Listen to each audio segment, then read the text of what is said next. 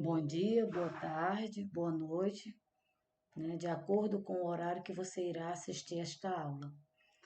Nós estamos aqui de volta com a disciplina de Ética e Educação, o segundo encontro, né? Segundo encontro da parte da manhã.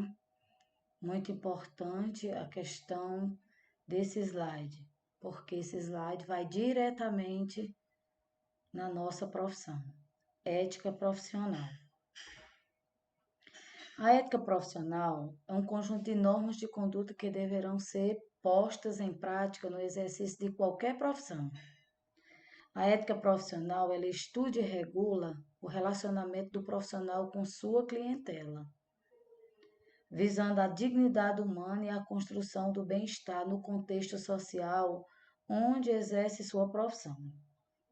Nós sabemos, pessoal, que a ética profissional, de acordo com a nossa profissão, ela tem que vir desde o momento da gente prestar um concurso ou então ser um servidor temporário. Essa classificação entre concursado e temporário tem nos causado assim uma grande tristeza, né? Porque um fica sempre botando a responsabilidade em cima do outro. E nós sabemos que a ética profissional ela não tem título. Se é concursado, se é prestador, certo? O professor é o professor. Então, a ética profissional, ela começa desde a sua aparência. Como você vai trabalhar, a maneira que você vai trabalhar, certo? Não é que eu esteja dizendo aqui que você tem que ir com as melhores roupas, com a estética de cabelo, pele, maquiagem, tudo isso não.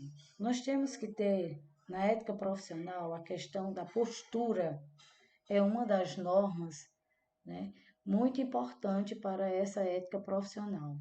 Maneira como eu vou trabalhar com meus alunos, a maneira como os alunos vão me receber e vão me ver. Eu acho muito importante a questão, esse é um ponto de vista meu, certo? Que eu acho muito importante o professor ser o espelho para os alunos. O professor é buscar no aluno, certo? A melhor recepção. Desde a recepção em sala de aula, você como pessoa, a sua postura estética de vestimenta. Nós temos muitas condições erradas no nosso setor que são confundidas. Temos também a questão da ética profissional, tem a hierarquia, que é muito importante você conhecer a hierarquia. Se o grupo gestor está ali, então há uma hierarquia. Eu tenho que aceitar as normas que são impostas pelaquele grupo que está gerenciando, desde que não esteja ferindo a minha ética, que não esteja ferindo a minha profissão, mas que é uma norma de conduta geral, eu, como profissional, eu tenho que acatar, que é muito importante. Então, nós temos sempre que ser o espelho para a nossa clientela, mas um espelho positivo. A palavra profissão, né? Vocês estão vendo aí no slide, vem do latim profício, profissionismo, que é o ato de professar, que é a modalidade de trabalho habitual, especializado de uma pessoa. Como eu estou falando de professor, minha modalidade é professor. O profissionalismo é o procedimento técnico, como eu já falei agora na abertura do slide, que eu estou fazendo ali. É um procedimento técnico segundo as exigências de excelência de uma profissão. Então, eu tenho que ter profissionalismo dentro daquela exigência. Eu tenho que ser o melhor. Aí vem aí algumas habilidades do profissionalismo, que eu acho importantíssimo. né? Que vem a questão da habilidade. Eu tenho que ter habilidade com o meu trabalho. Tenho que ser capaz de tudo, de todas as funções ali dentro da minha sala de aula. E tenho que ter aptidões. Competência profissional é de grande importância. O compromisso e o comprometimento social. Conhecimento técnico e científico. Eu tenho que ter o conhecimento técnico e científico, ou seja, eu tenho que ter a teoria e tenho que ter a prática. É muito importante. Qualidade, dedicação e eficácia. Respeitabilidade às leis. Né? Eu tenho que conhecer meus direitos, tenho que conhecer os meus deveres, tenho que conhecer minhas obrigações. Preservação da segurança. Eu tenho que zelar pela a melhor parte, que são os nossos alunos, que ele esteja sempre seguro de que eu estou ali para dar o melhor, né? Avaliação e preservação de riscos potenciais. Nós sabemos que nós sempre temos que nos autoavaliar, né? E também se preservar de muita coisa. A valorização profissional. Eu tenho que me valorizar como profissional, assim como eu tenho que valorizar o meu colega. Tenho que valorizar os meus alunos. É muito importante. Assumir-se nominalmente pelos seus. Eu tenho que assumir. Se eu errar, eu tenho que assumir o meu erro.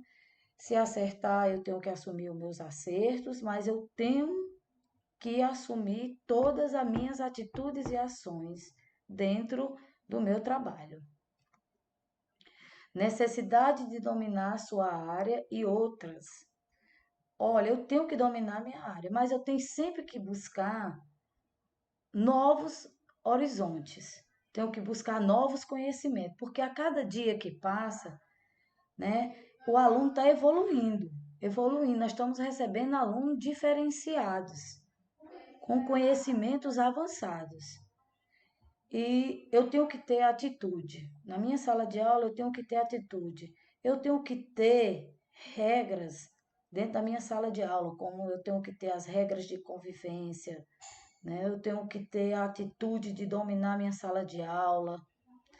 A questão dos idiomas, né, que a gente sabe que é muito importante o inglês e o espanhol, né, que até eu já tentei e falo para vocês o quanto é difícil você dominar outro idioma, mas que é muito importante hoje na formação de vocês, né, buscar juntamente com a formação um idioma diferenciado, né, porque na época que nós terminamos nossas graduações já era mais difícil, não existia a tecnologia, não existia a informática para que a gente pudesse fazer um curso online. E hoje tem um mecanismo aí enorme que você pode e deve buscar um idioma diferenciado.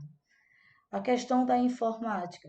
Hoje não podemos mais dizer que não dominamos a informática. A informática hoje é de suma importância na nossa profissão, né? Tanto é que nós estamos aqui com essa diversidade de aulas necessitando da informática. E assim, como a maioria não teve a oportunidade e principalmente a curiosidade, né, de buscar o aprendizado na informática, hoje tem essa grande dificuldade. E como eu dizia para vocês, que lá na frente tem a questão a curiosidade intelectual, nós precisamos dessa curiosidade. Uma vez numa aula eu falei para vocês o quanto a criança é curiosa. E essa curiosidade da criança leva à construção do conhecimento. Ela hoje domina a informática melhor do que nossa geração. Por quê? Porque ela não tem medo, ela usa a curiosidade. E nós, além da curiosidade informática, nós temos que usar também a curiosidade intelectual. A curiosidade intelectual é quando eu terminar uma disciplina dessa, eu ir buscar novas pesquisas, eu ir buscar novas fontes para me entender melhor o que é ética e educação, para me entender melhor qual a modalidade de EJA, para me entender melhor todas as didáticas. Então, isso é curiosidade intelectual. Então, eu, como professora, eu tenho que ter essa curiosidade, porque todo dia eu tenho que renovar. Todo dia eu tenho que buscar algo diferenciado para meus alunos, para que seja uma aula prazerosa, para que nós tenhamos oportunidade de estar de acordo com a evolução do aluno, a gente esteja evoluindo também. A questão da cultura geral é muito importante que essa curiosidade também nós busque conhecer a cultura geral, porque muitas vezes o aluno chega na nossa sala de aula e nós não sabemos qual a cultura daquela comunidade que nós estamos, que tipo de cultura, que tipo de religião predomina naquela localidade. Então é muito importante nós buscarmos essa curiosidade também e essas pesquisas. A questão da capacidade de trabalhar em equipe. A questão de trabalhar em equipe é muito importante. Eu tenho que respeitar a diversidade das pessoas. Eu tenho que respeitar o tempo. Eu tenho que trabalhar em comum acordo. E a capacidade de trabalhar em equipe, uma escola, ela é assim extremamente necessária. Porque eu necessito do meu colega de trabalho, do professor que gerenciou a série ou ano do ano anterior, para que ele possa me repassar o diagnóstico daqueles alunos que eu estou recebendo, para que eu possa diversificar aquelas atividades aonde teve perca do aprendizado. Então, essa capacidade de trabalhar em equipe, ela vem desde a questão gestora lá, da gestão da escola, com professores, com auxiliares, vigia. Nós necessitamos de toda essa equipe, né, para que haja um trabalho coletivo e haja um trabalho focado diretamente no aluno. Aí eu encontro também, né, nesse lado profissional também, eu tenho que ter a empatia. E muita gente se pergunta assim, mas o que é empatia e simpatia?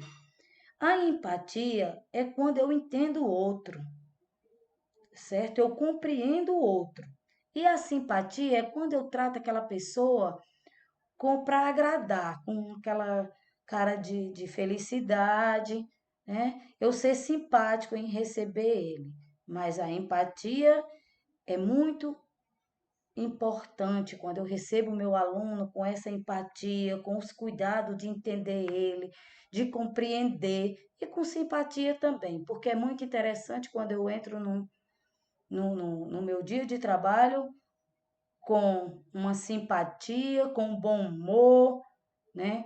Com a questão das regras de convivência, das regras de condutas, que é muito necessário na nossa profissão. Aí eu tenho a questão do planejamento na minha área de trabalho. Só que o planejamento, eu preciso dele não só da minha área de trabalho, eu preciso do planejamento da minha vida pessoal, primeiro, e depois o planejamento na minha vida profissional. Porque nossos pensamentos, eles passam muito rápido, eles voam. Então, quando eu estou com planejamento, ali na minha agendazinha ou no meu caderno, eu vou ter o controle do que está acontecendo, tanto na minha vida pessoal como na minha vida profissional. Na minha vida pessoal, eu tenho lá o meu controle de planejamento, recebo o meu salário, que são exemplos, recebo o meu salário, já sei todo o passo do meu salário. Eu acordo, eu tenho um planejamento da minha vida todinha. O que é que eu vou quando eu acordo, para onde eu vou e tudo. Planejamento do meu trabalho como professora, eu tenho que ter o planejamento diário, tenho que ter o planejamento mensal, certo? E tenho que ter o planejamento que é o plano anual, para que eu possa acompanhar e conseguir diagnosticar o avanço deste aluno. Aí, minha gente, a gente diz, e o diploma? Além do diploma, o diploma é só certificando que eu consegui concluir a graduação de pedagogia. Mas o diploma, ele tem que vir recheado com teoria e prática de acordo com o estágio. A prática, claro que você vai conseguir mesmo, a prática do dia a dia é ali naquela convivência. Mas se você tem uma boa teoria, se você conhece o que são os direitos e obrigações, se você tem ética, se você conhece didática, se conhece a questão da avaliação, aí nossa profissão, com certeza, lá o seu trabalho vai ser mais proveitoso. Lembrando que se você, que tem muitas pessoas que dizem assim, não, eu só estou aqui buscando uma graduação. Você está buscando essa graduação, esse seu diploma, para quê? Por quê? Se você está buscando só ele, então você não está buscando uma profissão. Mas quando você busca o seu diploma como profissão, você tem que ser bom.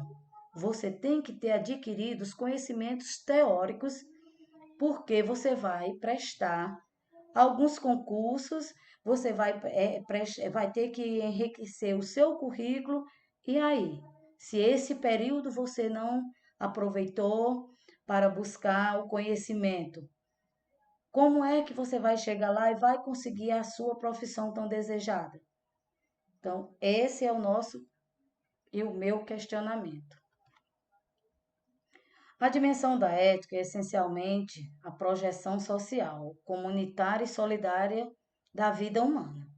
A ética revela que a responsabilidade que cada um tem frente a si mesmo e à sua própria consciência, tem-nas no fundo frente a todos os demais. Ou seja, eu posso até pregar a ética, mas se eu não tiver ética, a minha consciência vai gritar, certo?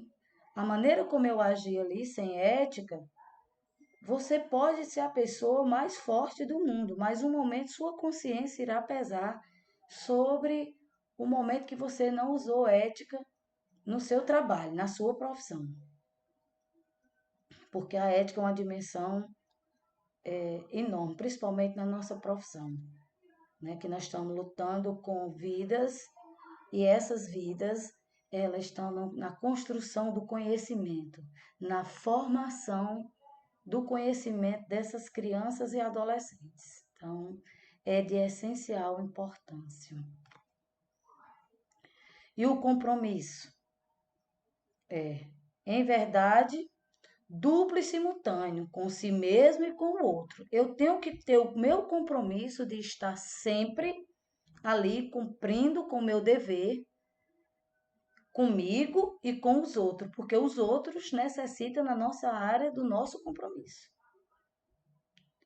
E se torna particularmente, né, manifesta nas atividades acadêmicas ou profissionais, pois nelas, de múltiplas formas, estão essencialmente englobados outros seres humanos, seja em termos individuais ou sociais. Aqueles seres humanos ali, que nós estamos ali, aqueles adolescentes, aquelas crianças, principalmente as crianças, mas a gente já entra muitas vezes com os adolescentes, eles necessitam do nosso compromisso, de nosso compromisso profissional,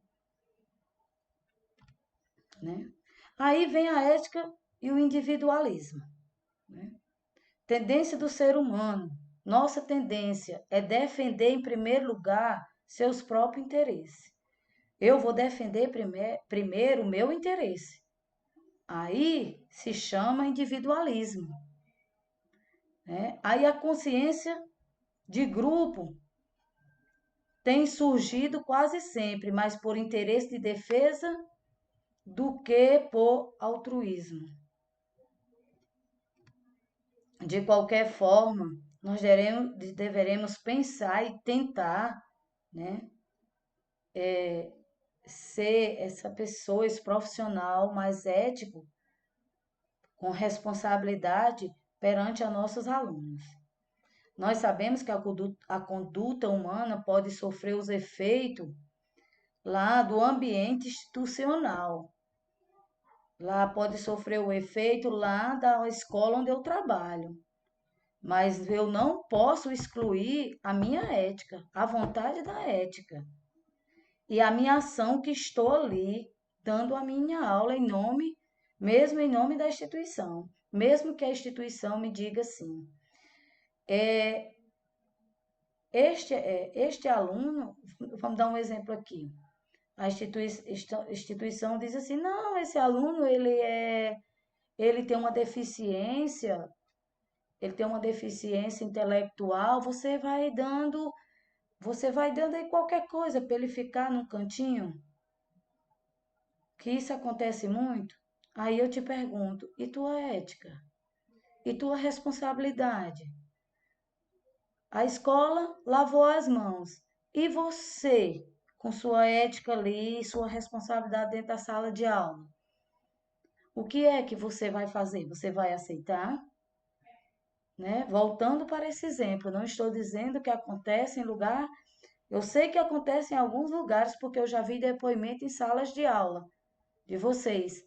Mas esse questionamento é para mostrar a vocês que o efeito da sua escola lá, muitas vezes, vai ferir sua ética. Aí é onde vai a sua ação como ser humano. Como é que você irá reagir? A ética profissional é um conjunto de valores, princípios e ideias que rege o desempenho de toda profissão, bem como de cada profissão específica, como é a nossa, professor, pedagogo, né? Aí, virtudes profissionais fundamentadas em. Nós temos as nossas virtudes profissionais, que é a responsabilidade, é a lealdade ali na nossa sala de aula, na nossa empresa. Eu tenho que ter iniciativa. Quando não tiver dando certo alguma atividade, alguma atitude ali, eu tenho que ter a iniciativa de sugerir, ser honesta acima de tudo. Muito importante a questão do sigilo. Muitas vezes nós profissionais sentamos nas mesas, né? Nós podemos até falar do aluno, mas não determinar quem é o aluno, mas nós não fazemos isso. A nossa ética, nós sentamos numa mesa, nós já colocamos logo, fulano não aprende porque não quer, por isso, por aquilo. E é muito importante o sigilo da nossa sala de aula. Também é muito importante o sigilo do grupo. Muitas vezes eu chego a me desentender, vamos dizer que eu me desentendo com o diretor geral. Eu saio ali arrotando de calçada em calçada para os meus colegas, para isso, e não cheguei a um consenso ali e um sigilo. Nós erramos, nós precisamos ser mais prudente. Nós temos que ter prudência, né? Porque muitas vezes nós agimos de tal forma que, mesmo com a nossa colocação, nós estamos ferindo a nossa ética. Eu tenho que ser competente, eu tenho que. Lá eu sei quais competências, como professor, eu tenho que ser 100%. Se eu não consigo ser, mas eu vou tentar ser 100%. Eu tenho que ter coragem, perseverança.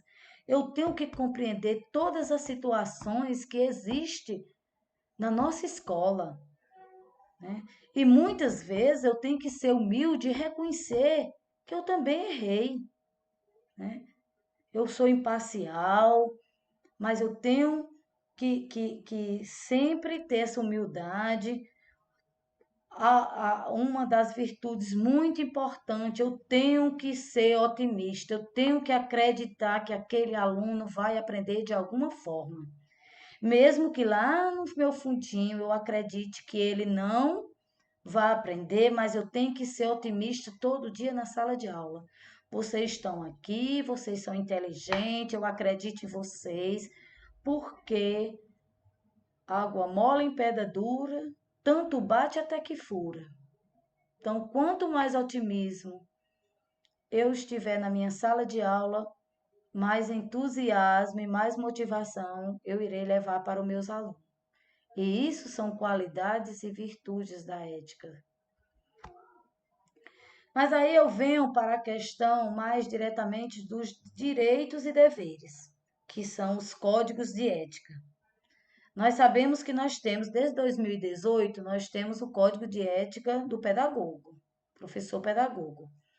Depois vocês podem procurar, deixei o site aí para depois vocês tiverem a curiosidade de buscar essa informação, porque ficaria muito extenso esse slide. Então, na busca de consolidar uma imagem diante da sociedade, alguns grupos profissionais e mesmo organizações elaboraram um código de ética. Aí os códigos de ética, eles sintetizam os princípios que devem nortear a conduta dos integrantes de um grupo. Por exemplo, da escola, lá nós temos o código de ética, mas nós temos também o regimento escolar, que é nosso código de ética, que está lá dentro do projeto político-pedagógico. Ele norteia toda a nossa questão de planejamento, questão de currículo, que está lá dentro, e tem um regimento escolar, que tem desde das normas éticas do aluno ao professor e a toda a comunidade escolar, né? Que são metas que devem ser avançadas dentro da sala de aula, da escola. E quando esse código de ética conflite com os princípios éticos que regem os valores e a vida humana, o que é que você vai fazer? Né? O diálogo é o instrumento mais importante, principalmente numa comunidade escolar. Porque ser ético é praticar atos em benefícios de você e dos outros, mesmo sabendo que não está sendo observado por ninguém. Por que essa frase, essa resposta? Porque muitas vezes eu sou ético aqui no meio de uma reunião de paz, eu sou ético, eu tenho as normas de conduta, tenho as normas de convivência ali, eu uso lá o bom dia, o boa tarde, o por favor. Mas quando acaba aquela reunião, eu me transformo e não acredito e nem rege os meus valores no meu trabalho.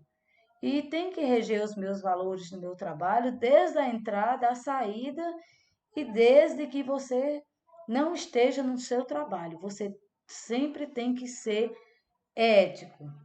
Roupa suja se lava em cada localidade de trabalho. Lá na sua sala, se for com gestão, na sua sala de gestores, se for com os pais, na sala de professores, unificadamente com aquele pai. Então, nossa profissão como professora é a que necessita do código de ética, da ética da educação, da ética social, de todas as éticas da nossa profissão.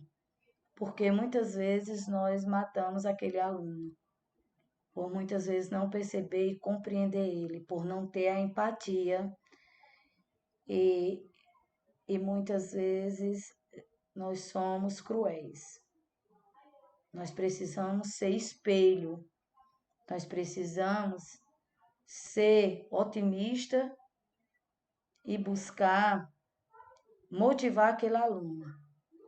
Então, pessoal, nós estamos encerrando aqui esse slide mais uma vez, né? A gente está aqui, vocês estão me ouvindo e lendo, mas é muito importante que vocês continuem, façam uma releitura desse slide, busque pesquisar, busque a curiosidade, seja um profissional ético, mesmo que muitas vezes vai machucar, mas ser ético é ser honesto, né? É construir um novo cidadão.